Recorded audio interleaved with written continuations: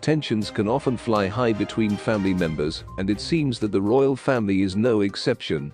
Things between Prince Harry and King Charles III certainly seem to be strained ever since the Archewell co-founder and his wife Meghan Markle stepped down as senior members of the royal family. And it seems that decisions surrounding Queen Elizabeth II's funeral proceedings showcased a bit of that tension in a public way. In March of 2020, Prince Harry resigned from his duties as a senior royal. Though the father of two admitted that he never wanted to make that difficult decision, he did it to protect the well-being of his wife and their children. Having lost his mother, in part, to the media frenzy that hounded her, he didn't want Meghan to suffer the same fate. Unfortunately, however, Prince Harry's decision caused his relationship with his father to break down. While speaking with Oprah Winfrey in March of 2021, Prince Harry revealed that King Charles stopped taking his phone calls shortly after he stepped down as a senior royal.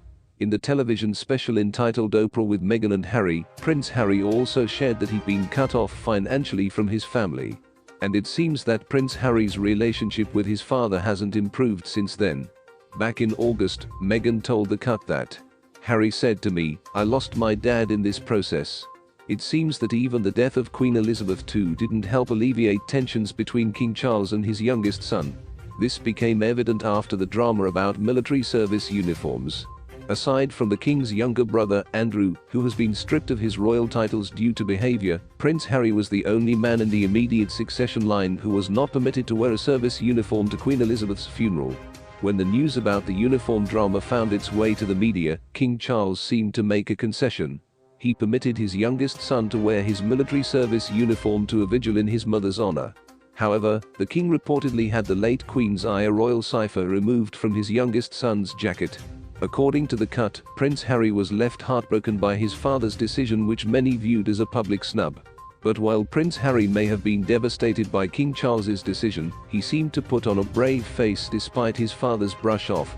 In a statement given by his spokesperson, Prince Harry shared that he wanted to keep the attention on his late grandmother.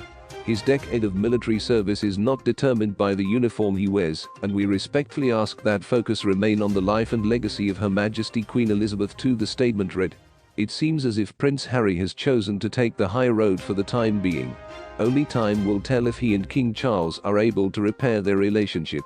Though it's been over a month since Queen Elizabeth II died, there is still plenty of conversation surrounding her death. Because the late monarch reigned for nearly 71 years, many people were affected by her death. For 10 full days after her death, much of England was in mourning.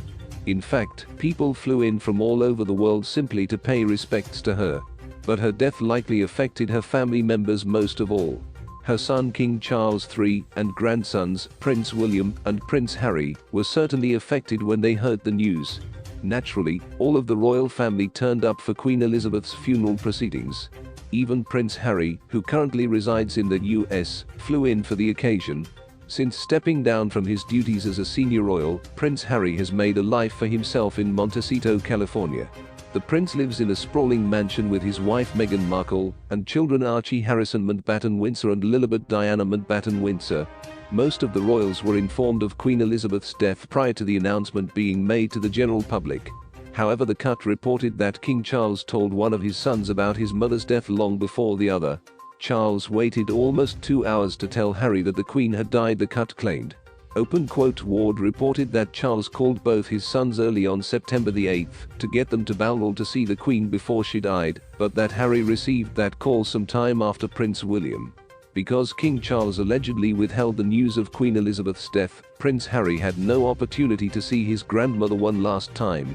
Though he tried to get back to England as quickly as possible, his flight to his home country didn't even take off until after the late monarch